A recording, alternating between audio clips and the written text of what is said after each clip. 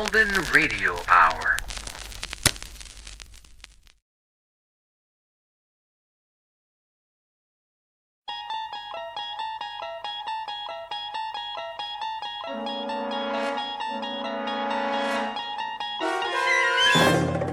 You unlock this door with the key of imagination.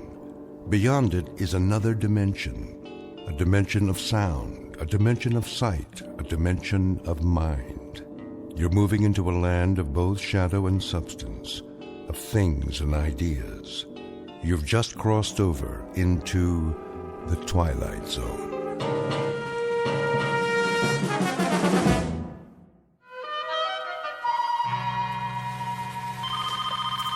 Education Toy Company. O'Brien? Yes, Mr. Judson. Where's my robot? Your robot, sir? The Space Invader robot for the Christmas catalog? I was just going over the blueprints. Well, I need it. Yes, sir. How does it look? The blueprints or the prototype? Both. All finished, are they? Oh, yes, definitely. It walks, it talks, it shoots death rays, just like Mr. Ford said it would. Then bring them to my office by the end of the day. We need to start production. No problem, sir.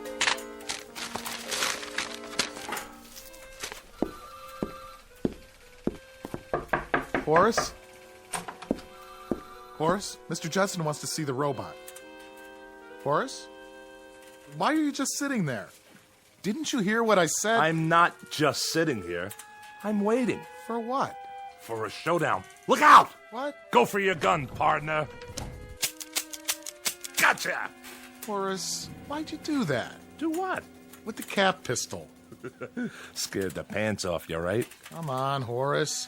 You pull that almost every day. Boy, when I was a kid, I always had a cap pistol. Everybody on my block had one. Do you remember cowboy movies? Weren't they the best? I want to talk to you about your design for the new robot. I made believe I had my own horse. We used to gallop out of the theater and shoot up the whole neighborhood. Bow! Gotcha right in the heart! You're loco. You missed me by a mile. Horace, do you know how loud you're yelling? Oh, I wasn't. I'll bet you could hear it all the way to Mr. Judson's office. How much? I'll bet you my ball of silver foil. Hey, Lenny, remember that? Remember when you could peel the foil off old cigarette packs and gum wrappers and roll into a great big ball? I had one that must have weighed 5 pounds. Boy, wonder whatever happened to it. I've been in the office next to yours for 12 years. I know all about how you used to collect tinfoil. How will you listen to me for a second? You must have had a miserable time when you were a kid. I did. I couldn't wait to grow up. What do you want, Leonard? There's something wrong with the plans. There is not. I designed this toy. There's nothing wrong with it. See? If you'll listen, The kids will go crazy about it. You know what it does? I know what it does. Look, Horace, I'm trying to help you. I mean a toy where the eyes flash and it walks over anything. It's a good toy. It is a good toy, but it can't be turned out at the price point Mr. Judson wants. Look here. What? When he sees the plans, he's going to blow his stack. It's got too many parts. You think so? I know so. Well, I don't. Horace, all you have to do is work it over. How's Betty? What? Betty. Your wife. Remember her? What has Betty got to do with it? We're talking about your work. Is that all you ever think about? Horace. Thanks. I'll look it over. Horace. All right. You do that. By this afternoon, okay? Sure, Lenny, sure.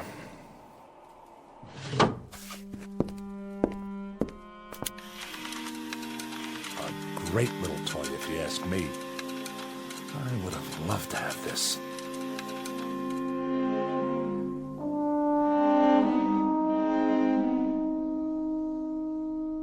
Meet Horace Maxwell Ford, age 38 but already growing a bit paunchy. He's a man whose clothes never quite seem to fit and whose shirt is forever coming untucked from his trousers. His socks are usually down around his ankles, his horn-rimmed glasses are always about to fall off his face, and he can't keep his hair combed at all. A mild man, an apologetic man, except when talking about his favorite subject, his beloved childhood memories. He's the type who quite naturally becomes the butt of endless jokes, at least when the jokers don't feel instinctively sorry for him. But were they wise enough, they would notice that there is a tragic quality about him as well. In just a moment, Horace Ford will come to understand what's tragic is not the fact that he's an inadequate man, but really an inadequate grown-up boy. A life-changing discovery, and one that could happen only in the Twilight Zone. And now the Twilight Zone and our story, The Incredible World of Horace Ford, starring Mike Starr, with Stacy Keach as your narrator. Leonard?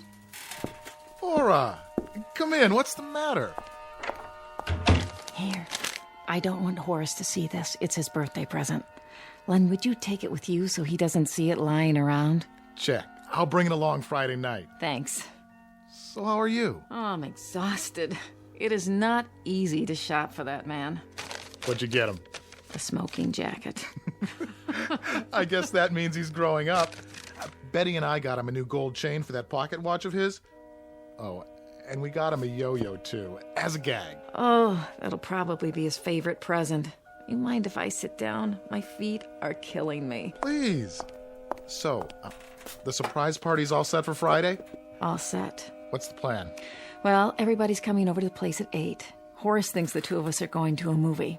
I'll make him answer the door and sing happy birthday or something. He'll go right through the floor. Probably. Oh, what time is it? Late. Is he busy? Yeah. Well, I think he's worked late enough. Ford? Oh. Hi, Mr. Judson. What are you doing at the window? Nothing. Just thinking. Thinking? About what? I don't know. Toys? Whose toys? You don't seem to have done much thinking about ours. Look at this. I'm getting him out of there. Good night, Len. Laura.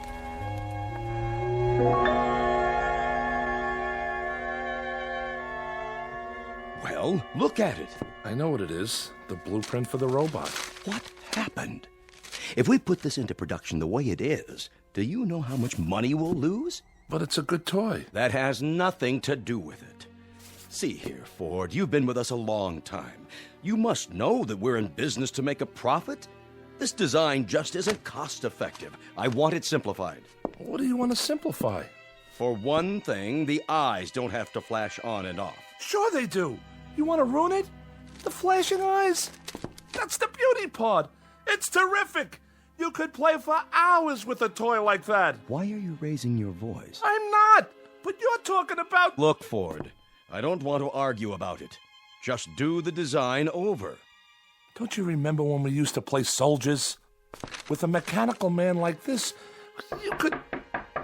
Oh, is this the office? Oh, there you are, Horace. Laura? Mr. Judson, you remember my wife? Mr. Judson. Oh, how nice to see you. A pleasure. Remember, Ford, I'll need it first thing in the morning, no later. Yes, sir. Good evening. Hello, Laura. Aren't you surprised that I'm here? Yes, yes, I am. What time is it? Well, why don't you check your watch? Almost 6. Oh, that late? I've been shopping all afternoon, and I'm absolutely done in. Well, how about taking me home? Okay. And here's your briefcase. I'm just going to fall into bed tonight, literally fall into bed. That's all right. I have some homework. Oh, no, not again. Now, what is it this time? The robot. He's trying to ruin it. Oh, I'm sure Mr. Judson's only trying I'm telling you, he is. That toy has no meaning unless the eyes light up.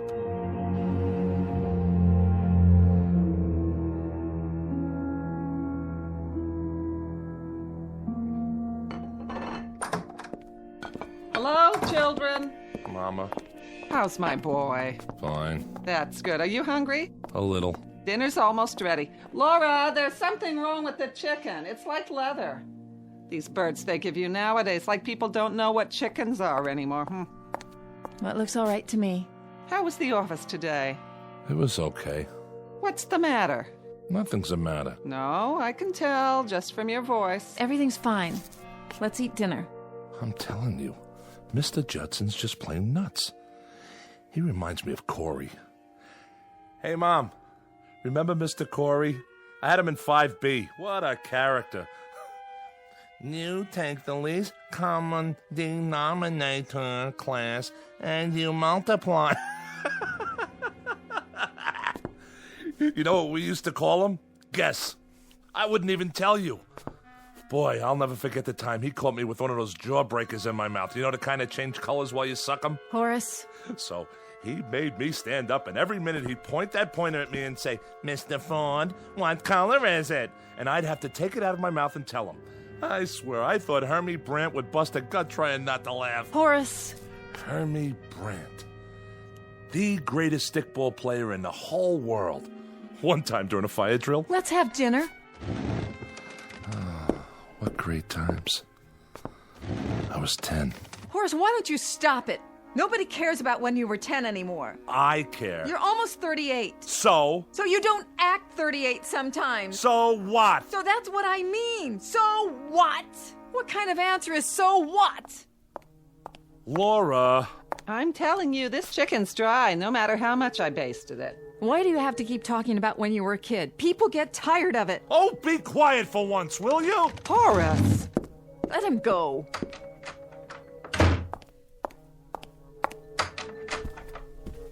Horace?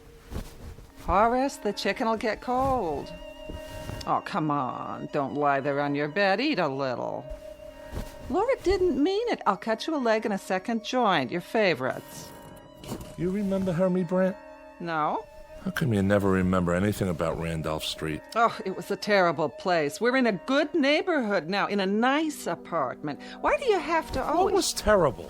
Listen, I had the best times there. Like, remember when Pop used to give me an Indian rope burn? I mean, he didn't, but he pretended like he was going to... When you were a kid. Why don't you have kids of your own? Talk about them. Randolph Street. You know what I'm going to do? I'm going to go back there. Right now. Horace, we're having supper. I haven't been there since I was 11. Why shouldn't I? Horace, it's a dirty old street. What are you gonna see? Stay home. Where are you going? So long. Horace, listen.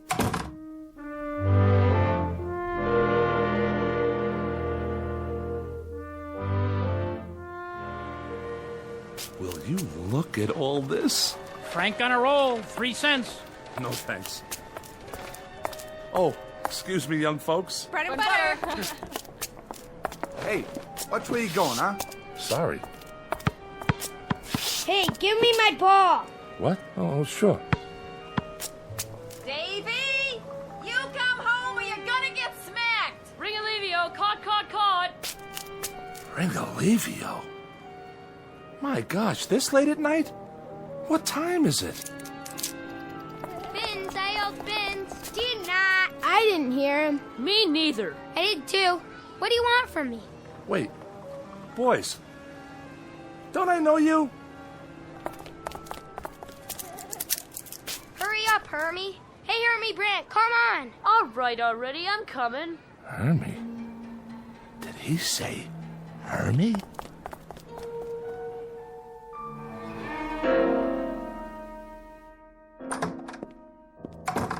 Nice of you to come back. Laura? You could have told me where you were going. Laura, I was down on Randolph Street. Listen, Laura, I have to tell you something. Look, your mother's asleep. Do you know what time it is? No, I don't care. Where's your father's pocket watch? I don't know. Laura, I saw some kids on the block. Little kids. Maybe 10 or 11 years old. Laura, they were the kids I played with when I was 10. The same kids. You're perspiring. You're not listening to me. I heard you. I think you're catching a cold or something. Wipe the sweat off your face. They couldn't have been the same kids, dear. I saw them. I saw Hermie Brandt and George Langbard and Cy Wright. Maybe they looked like some of the kids you used to know. I'm telling you. Horace, you're talking like a child. All right. If you don't want to listen, I'm going to bed. Horace. Oh. Yes, young man, what do you want? He dropped this. Dropped what? Well, this is Horace's watch. Where did you...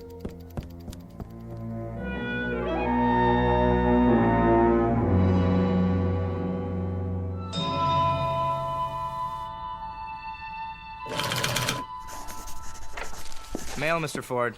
Oh, hi, Freddie. Just leave it over there. Ringolevio. Call. What'd you say, Mr. Ford? Ringolevio. What'd you think I said? You never heard of that? No, sir. Did you ever play Salugi? I don't think so. 1, 2, 3, 4, 5, 6, 7, 8, 9, 10, red light. See you later, Mr. Ford. What were you brought up anyway? Mr. Ford speaking. No, I'm not finished yet. Well, I don't know when it'll be ready. I can't help it if Mr. Judson wants to know. Listen, you can't turn these things out like donuts. Horace? Hi, Lenny.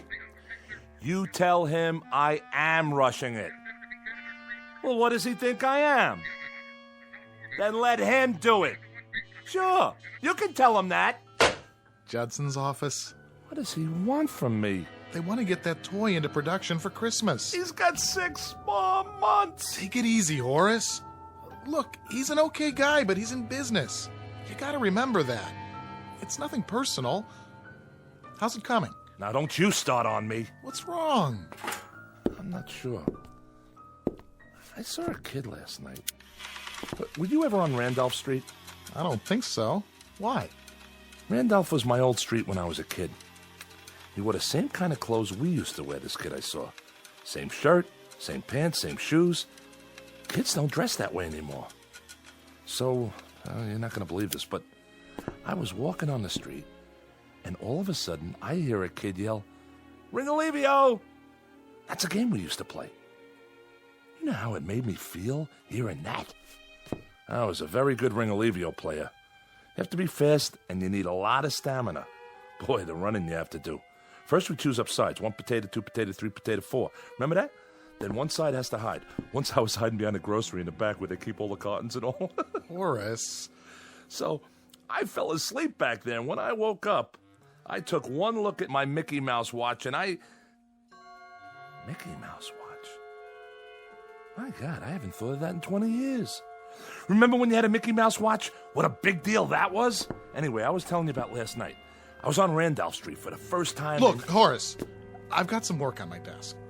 I only wanted to tell you. I just stopped in to say hello. See you at lunch. Of course, we never had toys like this back then. Ford? Oh, Mr. Judson. I didn't see you there. I want to ask you something. What was the point of shouting at my secretary over the telephone? She was shouting at me! Aren't you happy with your job here? Yes, but... Look, Horace, you're a first-rate designer. You have value to this company, and for our good as well as yours, I don't want to see it dissipated. You've been behaving peculiarly. Is there something wrong, maybe at home? Excuse me, Mr. Judson. I'm trying to finish this redesign. And I'm not speaking just to hear the sound of my own voice. Do you understand what I'm saying? Perhaps I shouldn't have bothered.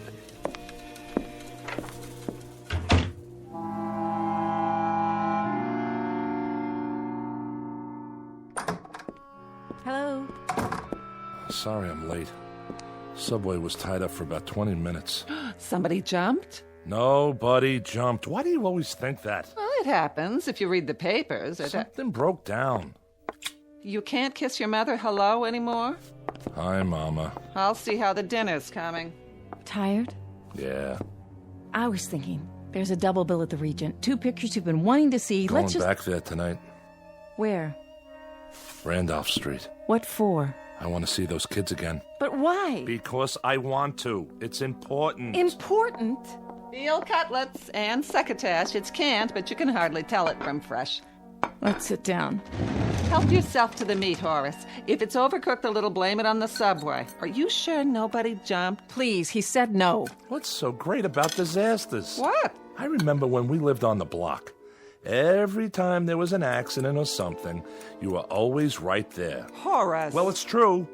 What about the time Harvey Bender got his arm caught in a fire hydrant? Harvey Bender? Who's Harvey Bender? If that wasn't the dopiest thing. What's he talking about? The hottest day of the summer, he picks to clog up the hydrant. We all figured they were going to have to bust it open to get his arm out. What do you mean you don't remember Harvey? We were playing marbles, on the manhole cover. I remember it like it was this morning. I got this big fat Puri, and I'm belting them out, cleaning up. When all of a sudden this nut says, "Let's turn on the hydrant." I swear, he was the gooniest kid. His favorite thing was Shakespeare, sock in the ear. Horace, stop it! Why should I? Just stop! Please. But he was one of the kids last night. Who was one of the kids? Harvey Bender. What? I saw him last night. Don't you know that's impossible? I know what I see. He was 10 years old when you were 10 years old. He's as old as you are now. I'm telling you, I saw him. And George Langbart and Cy Wright. They're still kids. He's got a fever, I can tell. I have not got a fever. Mother, be quiet. Horace, sit down. Feel his head. Leave me alone. Listen, darling. I don't know what's happening at your office, but I can see the way you come home. You're tired. I mean, overwork, and sometimes I would like you to see a doctor. What for? Just to let him check you. You think I'm imagining it? No, I don't. Yes, you do. Listen to me, Horace. Horace, where are you going? To see my friends. Horace, please.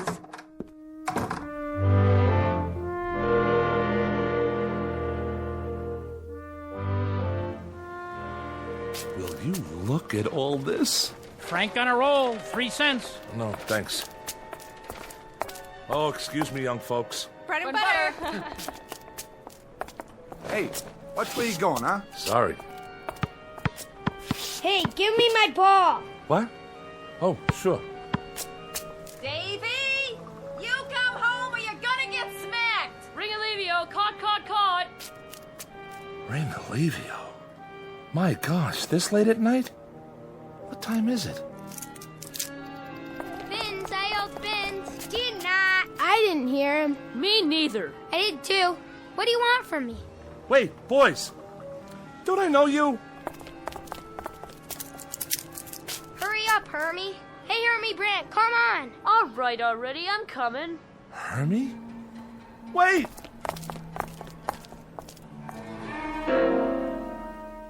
Hey, let's swipe some apples from the fruit stand. Hey, Nitsy. We each grab one. Next to Larry. Next to Larry. Okay, I'll go first. Boys, please.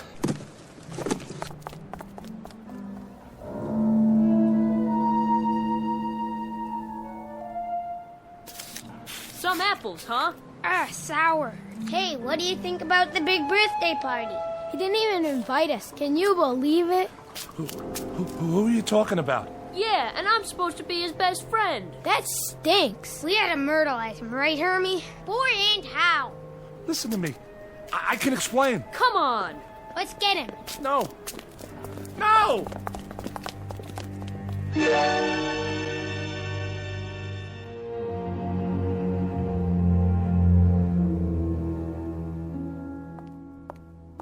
Do you think I got enough ice cream? Huh?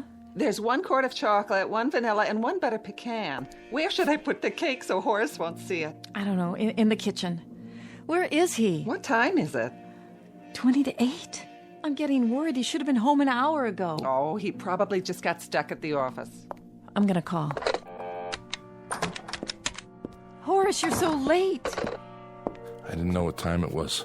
Something's wrong with your watch? I lost it again. But how? Hello, dear. I'm fired. You're what? What are you talking about? I went and had a hamburger. That's why I'm late. I'm asking you something. You're fired from your job? Would you stop? Well, what are you yelling at me for? I want to know from Horace. He's trying to be funny, huh? No. Why were you fired? I was inadequate in my work. Who said that? What does it matter? It doesn't matter, Horace. A man loses his job he's had for 15 years and it doesn't matter?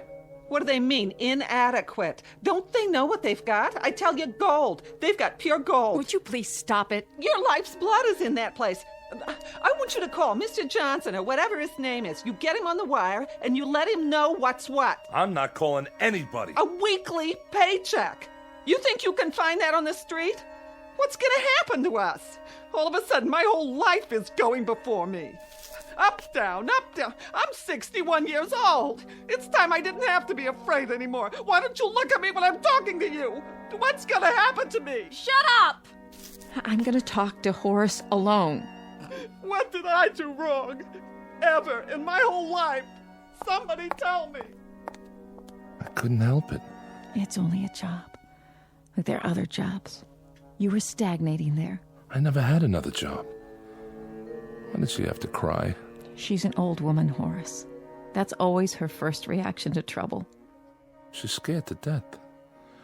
Step on a crack, break your mother's back. She'll be all right. Did you get any severance pay? I don't know what I got. I walked out of there. Well, let's forget about it for now. We've got the weekend. Monday you can start looking. We'll make a list. I've got to support her. And you. And myself. You think that's easy? You know what Mr. Corey said? He said that I would never... Mr. Corey was your teacher in 5B. Mr. Judson. He said that I was having a nervous breakdown. He's out of his mind. Listen, I'm telling you, I saw those kids and I know who they are. Horace! They were running up and down the street, swiping apples and having fun. That's all they were doing, having fun. They yell fins. Did you ever yell fins? It's not the subject we're talking about. That is the subject. Me making a living for 3 people while they're swiping apples and running in the street. Well, you're a grown-up man. What do you think you're supposed to do? They were sore because they weren't invited to some kid's birthday party. That's the biggest problem they've got. Horace, you have got to stop this! That's what I'm gonna do! When I went back the second time, the same things happened all over again. Some man wanted to buy me a hot dog. Those teenagers walked by holding hands, and when they let go to walk around me, they said bread and butter. Then this guy bumped into me. I tell you, Laura, nothing changed. It's some kind of a pattern, and I'm in it. I'm in it. God, Horace, stop. I'm going to call a doctor. Well, whatever it is, I'm going to find out. I have to. Horace, where are you going? You can't go out now. You can't. What's wrong with him?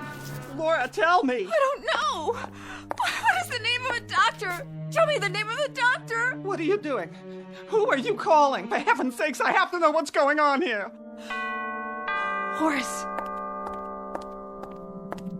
Surprise! Hey, where's the birthday boy? Laura, what's wrong? Maybe we'd better go. No, please come in. He'll be back.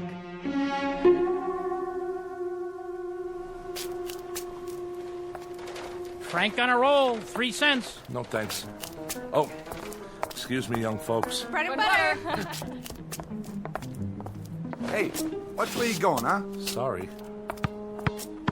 Hey, give me my ball. What? Oh, sure. Davy, you come home or you're gonna get smacked. Ring-a-levio, caught. Ring-a-levio? My gosh, what time is it? Where's my watch? Fins, I yelled fins. Did not. I didn't hear him. Me neither. I did too. What do you want from me? Wait, boys. Hurry up, Hermie. Hey, Hermie Brant, come on. All right already, I'm coming. Hermie? Wait! Hey, let's swipe some apples from the fruit stand. Hey, Nitsy. We each grab one. Next to Larry. Next to Larry. Okay, I'll go first.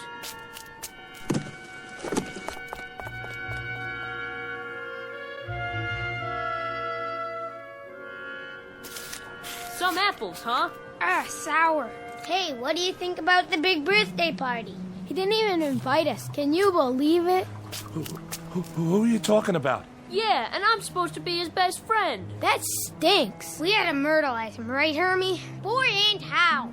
Listen to me. I can explain. Come on. Let's get him. No. No!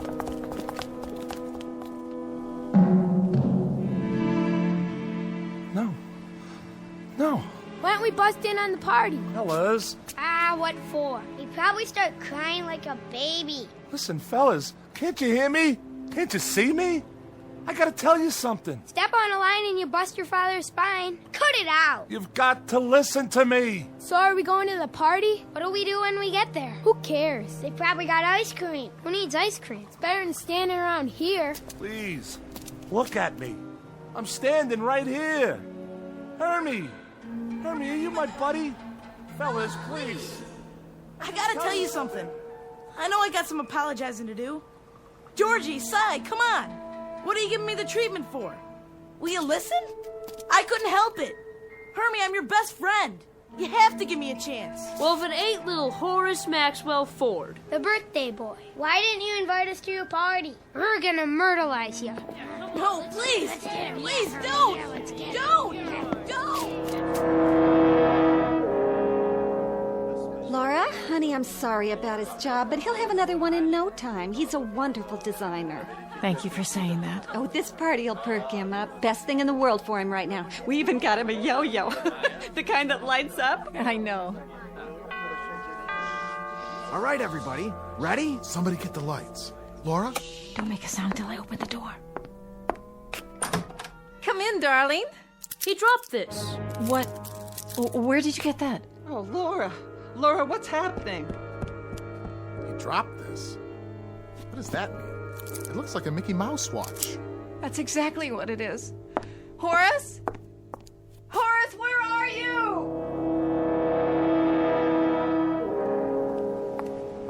Horace? Somebody. Horace, is that you? Laura? I'm here. It's all right, Horace, I'm here. Laura, help me up. Of course. Don't ask me what happened.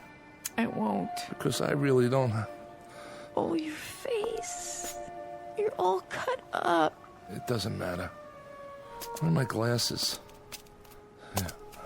Here. At least they're not broken. Can we go home now? That's a good idea. A very good idea. I have no idea what happened, Laura. But for 1 minute, 1 second, I don't know. I saw things that made some of the memories I had a lie. Because when I was a kid, a lot of it was an ugly, sad nightmare. And I saw that. I know what it was. I remember it now. All of it.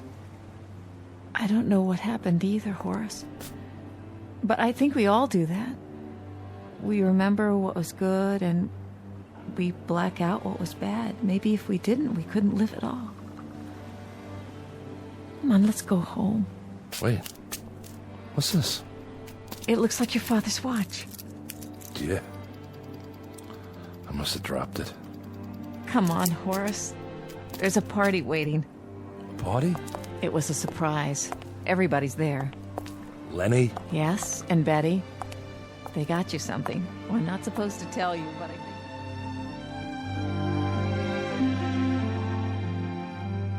Mr. Horace Maxwell Ford, age 38, a bit disheveled but soon to be whole again, with his shirt tail tucked in, his socks up, his glasses straight, and his hair combed, at least most of the time. A mild man, except when talking about his favorite subject, his beloved toys. The ones he builds because he never had them as a child. Don't feel sorry for him. He's just begun to understand that he's really a very adequate man. All grown up and not the awkward boy he used to be. A life-changing discovery, and one that could happen only in the Twilight Zone.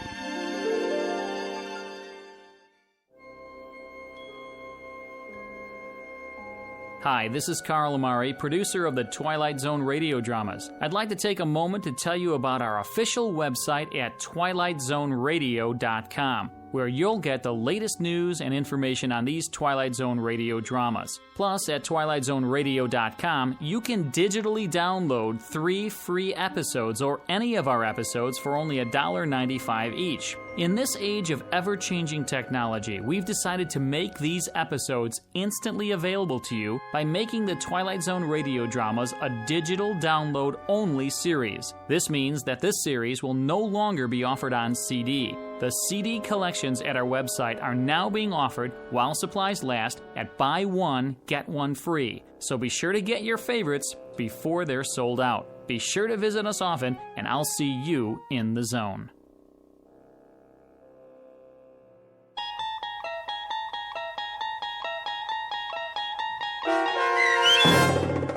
The Incredible World of Horace Ford, starring Mike Starr with Stacy Keach as your narrator, was adapted for radio by Dennis Etchison and based on a script by Reginald Rose. Heard in the cast were Taylor Miller, Meg Thalken, Doug James, Carl Van Sickle, Adam Blaine, John Starr, Bill, Charlie, Alex, and Henry Kummerer, Martin Hughes, Bob Blaine, and Adam Tangway. To learn more about the Twilight Zone radio dramas and to obtain audio cassettes and CDs of these programs, visit our website at twilightzoneradio.com. This copyrighted radio series is produced and directed by Carl Amari and Roger Wolski for Falcon Picture Group. Doug James speaking.